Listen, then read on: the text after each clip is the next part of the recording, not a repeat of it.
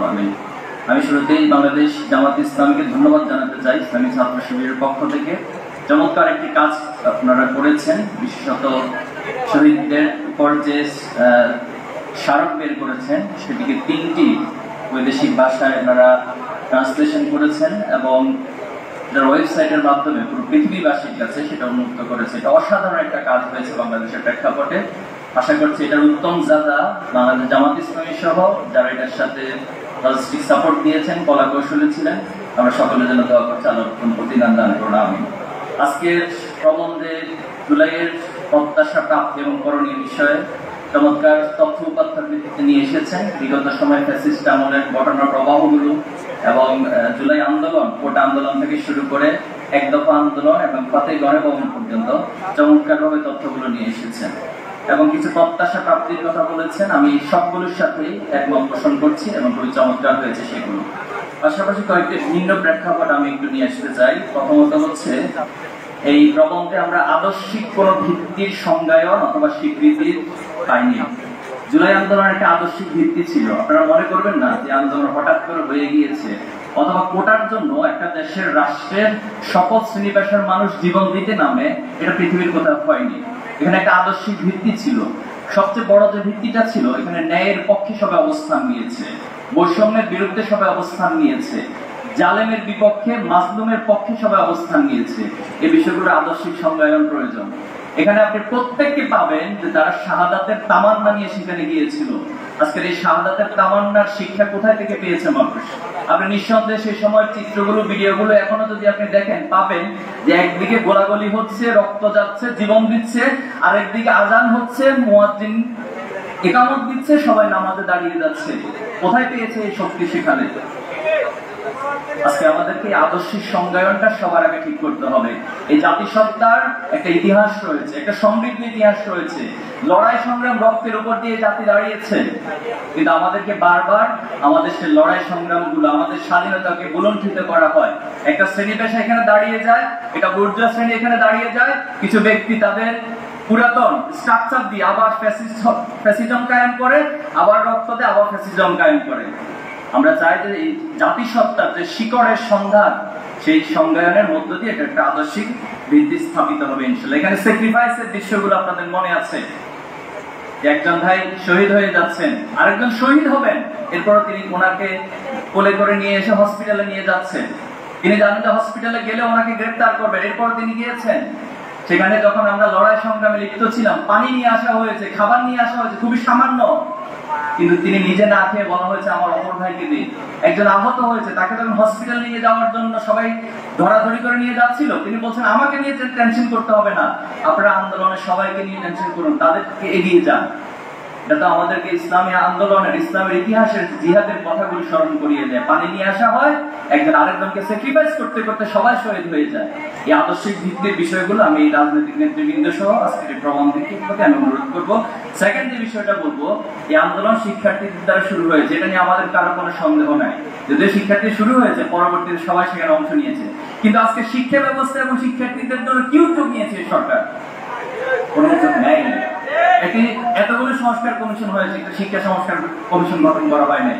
আজকে শিক্ষার্থীরা একটা মানসিক ট্রমার মধ্য দিয়ে যাচ্ছে। তারা তাদেরকে ভাই হারিয়েছে, বন্ধুকে হারিয়েছে, রক্তাক্ত সে চেহারাগুলো এখনো চোখের সামনে ভাসছে। আপনি তাদের ট্রমা ঠিক করার জন্য তো কোনো উদ্যোগ নেন নাই সরকার। তাহলে আজকে এই প্রবন্ধে এই বিষয়গুলো আসা দরকার ছিল। আমাদের এই জাতিসত্তার বিকাশের জন্য এখানে জ্ঞান বিজ্ঞানের উৎকর্ষতা সাধনার পাশাপাশি নৈতিক মূল্যবোধের সমন্বয়ে একটি শিক্ষা ব্যবস্থা প্রণয়ন করতে হবে, দাবি আমি উপস্থাপন করছি। দ্বিতীয় যে বিষয়টা বলতে চাই সেটা হলো, আমাদের অসংখ্য ভাইয়ের ঘুম রয়েছে। ঘুম অবস্থায় এখানে অনেকে ফিরে এসেছেন, অনেকে লাশে ফিরে এসেছেন। ইসলামী ছাত্র শিবিরের 7 জন ভাই এখনো ফিরে আসে নাই। এটা নিয়ে তো কোনো সিদ্ধান্ত আজকে 1 বছর পরে নিতে পারেন না রাষ্ট্র। তাদেরকে ফিরিয়ে নিয়ে আসেন, অথবা অন্তত এই ঘোষণাটা দেন যে তারা দুনিয়াতে বেঁচে নাই। এই কাজটা 1 বছরে আপনারা করতে পারেন না, আমরা তাদের পরিবারের কাছে কি জবাবটা দিই? এই বিষয়গুলো প্রবন্ধে আসা দরকার ছিল। চতুর্থ বিষয়টা শেষ করে আমি বলছি যে যারা বিগত সময় ফ্যাসিস্ট হয়ে উঠেছিল, যারা সহায়ক শক্তি হিসেবে কাজ করেছে, তাদেরকে প্রত্যেককে আইডেন্টিফাই করতে হবে। কারণ এদেরকে যদি আইডেন্টিফাই না করে, নির্মূল না করেন, আমি কথা চ্যালেঞ্জ করে যাচ্ছি, কিছুদিন পরে আবার যিনি ক্ষমতায় আসবেন তিনিও ফ্যাসিস্ট হয়ে উঠবেন। কারণ এই সহায়ক শক্তি প্রতিষ্ঠানগুলোকে ফ্যাসিজম টিকিয়ে রেখে আপনি নতুন নতুন বয়ান দিবেন, নতুন নতুন নয়া স্বরূপ আবিষ্কার করবেন, এটা কোনোদিন সম্ভব না, এটা কোনোদিন বাস্তবসম্মত নয়। এজন্য এই বিষয়গুলো নিয়ে আসা দরকার।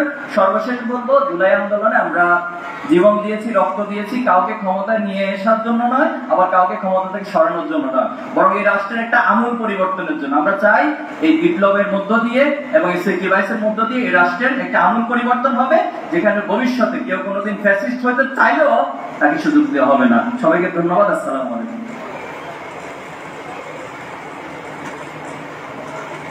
সম্মানিত সুধী মণ্ডলী, এ পর্যায়ে এখন বক্তব্য রাখার জন্য অনুরোধ করছি দৈনিক সংগ্রামের সম্মানিত সম্পাদক জনাব আজম মীর শহীদুল আহসান বক্তব্য রাখার জন্য অনুরোধ করছি। আসসালামু আলাইকুম। মাননীয় সম্মানিত সভাপতি, উপস্থিত যারা উপস্থিত আছেন, বিভিন্ন জাতীয় দলের এবং জামাত ইসলামী নেতৃবৃন্দ, উপস্থিত যারা শহীদ পরিবারের সদস্য এখানে আছেন, তাদের প্রতি সালাম, এবং যারা আহত ভাইরা আছেন তাদের প্রতি শ্রদ্ধা জানিয়ে আমি আজকের দুটো বিষয়। একটা হলো দ্বিতীয় স্বাধীনতার শহীদ যারা, বইয়ের এক্সটেনশন কপি, অর্থাৎ যে 2 খণ্ড বাংলায় বাকি ছিল বা প্রক্রিয়াজাত ছিল, সেটা উদ্বোধন করা হলো, আর এর অনুবাদ ইংরেজি এবং আরবিতে। এর প্রথম যে অনুষ্ঠানটা হয়েছিল, সেই অনুষ্ঠানে আমার সৌভাগ্য হয়েছিল উপস্থিত থাকার। সেখানে আমার বন্ধুবর, যুগান্তরের সম্পাদক কবি আব্দুল্লাহ শিকদার সাহেব, উনি খুব বিস্ময় প্রকাশ করে বলেছিলেন যে এত বড় একটা কাজ এত অল্প সময়ের মধ্যে কিভাবে সম্ভব হবে। এটা জামাত ইসলামীর আভ্যন্তরীণ যে শক্তি, তাদের যে বুদ্ধিবৃত্তিক শক্তি, এটা তার প্রমাণ করে। এবং অল্প সময়ের মধ্যে এর যে অনুবাদ, দুটো ভাষায় পুরো অনুবাদটা করে দেওয়া, এর প্রমাণটা রেখেছেন। তো এর জন্য অবশ্যই জামাত ইসলামী সাধুবাদ পেতে পারে। তো আমি খুব সংক্ষেপে আমার ভাইকে ধন্যবাদ জানাবো। এই সেমিনারের যে বিষয় গোলাম ফারোয়ার সাহেব বা ভাই আমার উপস্থাপন করেছেন, এর জন্য তাকে ধন্যবাদ। আমি এই স্বল্প পরিসরের মধ্যে দৈনিক সংগ্রামের যে ত্যাগ এবং কোরবানি গত 15 বছর যাবৎ দিয়ে আসছে, সেই প্রসঙ্গটা শুধুমাত্র তুলে ধরব। আপনারা জানেন যে আবুল আসাদ সাহেব দৈনিক সংগ্রামের সাবেক সম্পাদক, তিনি আমার সম্পাদক।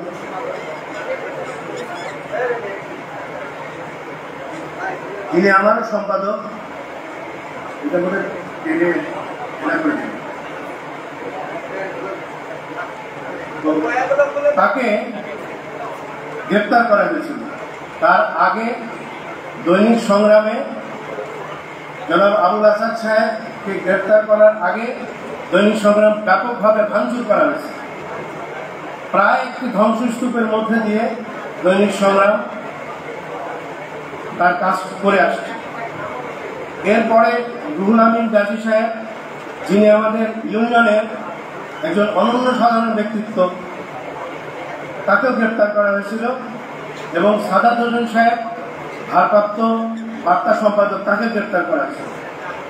এইভাবে যে জুলুম নির্যাতনের প্রত্যক্ষ শিকার দৈনিক সংগ্রাম হয়েছে। তো এই আবুল আসাদ সাহেব এতটাই নির্যাতিত হয়েছিলেন যে তিনি আর দৈনিক সংগ্রামের দায়িত্ব নেওয়ার মতো শারীরিক অবস্থা তার হয়নি।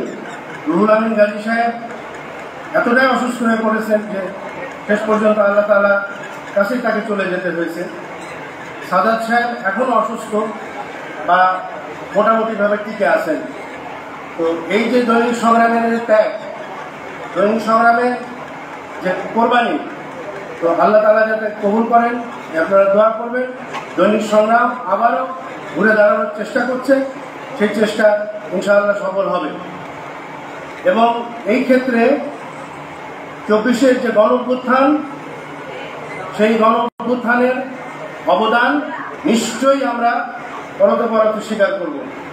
তো আমি জামাত ইসলামীর প্রতি শুভেচ্ছা জানাই এবং যে বুদ্ধিভিত্তিক কাজ তারা করে যাচ্ছেন এই অল্প সময়ের মধ্যে, এবং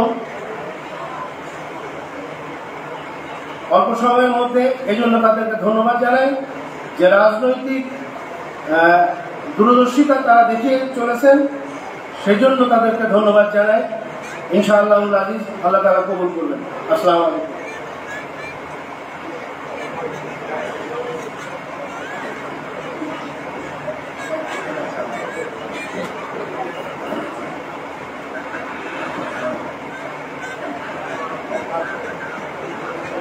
সম্মানিত সুধীমণ্ডলী, জাতীয় সেমিনারের পর্যায়ে আপনাদের সামনে বক্তব্য প্রকাশ করছেন বাংলাদেশ লয়ার্স কাউন্সিলের সংগ্রামী কেন্দ্রীয় সভাপতি, বাংলাদেশ সুপ্রিম কোর্টের সম্মানিত সিনিয়র আইনজীবী অ্যাডভোকেট জসিমউদ্দিন সরকার, জনাব অ্যাডভোকেট জসিমউদ্দিন সরকার।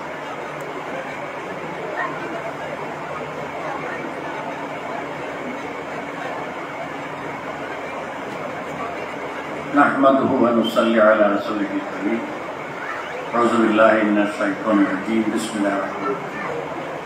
আজকের এই জাতীয় সেমিনারের সম্মানিত সভাপতি, নেতৃবৃন্দ, উপস্থিত সুধীজন, আহত পঙ্গু আমাদের যে বীর সন্তানেরা, তাদের আত্মীয় স্বজন এবং শহীদ পরিবারের সন্তানেরা এবং অভিভাবকবৃন্দ, সাংবাদিক বন্ধুগণ, আসসালামু আলাইকুম ওয়া রাহমাতুল্লাহি ওয়া বারাকাতুহু। সময় বেশি নেই, আজকে জুমার দিন। প্রত্যাশা যদি আমরা চিন্তা করি, এই সেমিনারের থিমকে সামনে রেখে জাতির অনেক প্রত্যাশা, দফাওয়ারি বলতে গেলে আমাদের সেক্রেটারি জেনারেল রাইট আপে আসছে। মূল কথা একটা, উই ওয়ান্ট জাস্টিস, এটা ছিল মেইন স্লোগান। যারা রক্ত দিয়েছে, জীবন দিয়েছে, যারা আহত হয়েছে, শহীদ হয়েছে, মূল স্লোগান ছিল ওয়ান জাস্টিস। কেন? ন্যায় বিচার ছিল না, বৈষম্যমূলক সমাজ কায়েম করেছিল শেখ হাসিনা স্বৈরাচার। পরতে বৈষম্য করেছে। আওয়ামী লীগ, ছাত্রলীগ, যুবলীগ ছাড়া হাসিনার আমলে কেউ কোনো পদোন্নতি পায় নাই, চাকরি পায় নাই, কোনো সুবিধা পায় নাই। আর বাকিদের ঠিকানা ছিল কারাগার, কাশিমপুর কারাগার।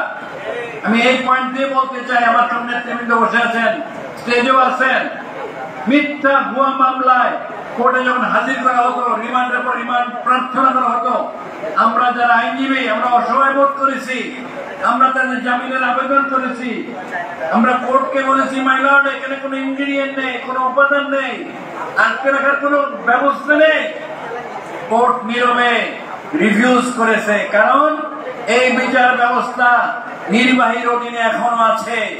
আমাদের আইনজীবী হিসেবে প্রত্যাশা, অবিলম্বে নির্বাহী বিভাগ থেকে বিচার বিভাগকে মুক্ত করে স্বাধীন বিচার ব্যবস্থা করতে হবে। এটা বাংলাদেশের 18 কোটি মানুষের প্রত্যাশা নির্যাতিত হয়েছে। হাইকোর্টে গিয়েছে এন্টিসিপিলিটি বেলের জন্য, বিচারপতির নাম বলবো না, আপনারা জানেন। তিনি কেঁদেছেন, আল্লাহর কাছে বলেন আমি অসহায়, আমার হাত পা বাঁধা, আমি অসহায়, আল্লাহর কাছে বলেন। জামিন দিতে পারেনি। সুতরাং সেখানেও বিচার বিভাগ নির্বাহীর ডিকটেশনে চলেছে। সুতরাং অবিলম্বে বিচার বিভাগকে নির্বাহী বিভাগকে আলাদা করতে হবে এবং স্বতন্ত্র সেক্রেটারিয়েট গঠন করে সুপ্রিম কোর্টের অধীনে তার পরিচালনা ব্যবস্থা করতে হবে, যাতে মানুষ ন্যায় বিচার পায়। ন্যায় বিচার নিশ্চিত করতে হবে, এটা অবশ্য প্রয়োজনীয়। সাম্প্রতিক একটা বিষয় বলতে চাই, আপনারা দেখেছেন পত্র পত্রিকায় বিচারপতি নিয়োগ হচ্ছে হাইকোর্টে। আমি স্পষ্ট বলতে চাই, বিচারপতি নিয়োগের অধ্যাদেশ 2025 জারি করা হয়েছে। বাংলাদেশের সংবিধানের অনুচ্ছেদ 95 সম্পূর্ণ পরিপন্থী। এটাকে প্রত্যাহার করতে হবে। বিচারপতি নিয়োগের যে বিধান সংবিধানে রয়েছে, তার ব্যত্যয় ঘটানো যাবে না। এটা বিশেষ উদ্দেশ্যে করা হয়েছে। আমরা জানি, এমনও দেখেছি স্বৈরাচারের সাথে যাদের আত্মীয় সম্পর্ক ছিল, টিএনএ ছিল, এমন লোকরাও বিচার প্রার্থী মানে বিচারক হওয়ার জন্য আবেদন করে সিলেকশন পেয়েছে। আমরা তার প্রত্যাখ্যান করছি, না মেনে নেবে না জাতি।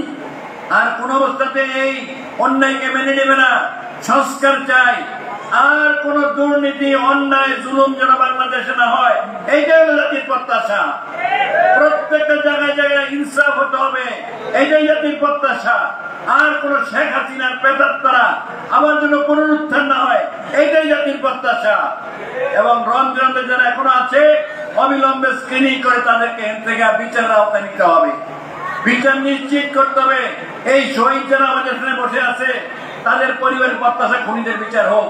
বিচার প্রক্রিয়া এখনো দৃশ্যমান হয়নি, কোন ফাঁক ফোকরে যেন খুনিরা বের হতে না পারে, এ অবশ্যই এটা নিশ্চিত করতে হবে। আজকের এই অঙ্গীকার প্রয়োজনে 12 বছর 17 বছর আমরা কষ্ট করেছি, আবার 5 বছর কষ্ট করব, প্রয়োজনে আবার আমরা কষ্টের জীবন, জেলের জীবন বেছে নেব। স্বৈরাচারকে উঠতে দেব না, নতুন করে স্বৈরাচারকে বাংলাদেশের মাটিতে উত্তারতে দেব না। এইটা হোক আজকের অঙ্গীকার। সবাইকে ধন্যবাদ। সম্মানিত সুধী মণ্ডলী, আজকের এই জাতীয় সেমিনারে এখন বক্তব্য রাখবেন শহীদি কাফেলা বাংলাদেশ ইসলামী ছাত্র শিবিরের সাবেক সংগ্রামী কেন্দ্রীয় সভাপতি, বাংলাদেশ জামাত ইসলামী কেন্দ্রীয় নির্বাহী পরিষদের অন্যতম সদস্য, ঢাকা মহানগরী উত্তরের সংগ্রামী আমির জননেতা জনাব মোহাম্মদ সেলিম উদ্দিন। আসসালামু আলাইকুম।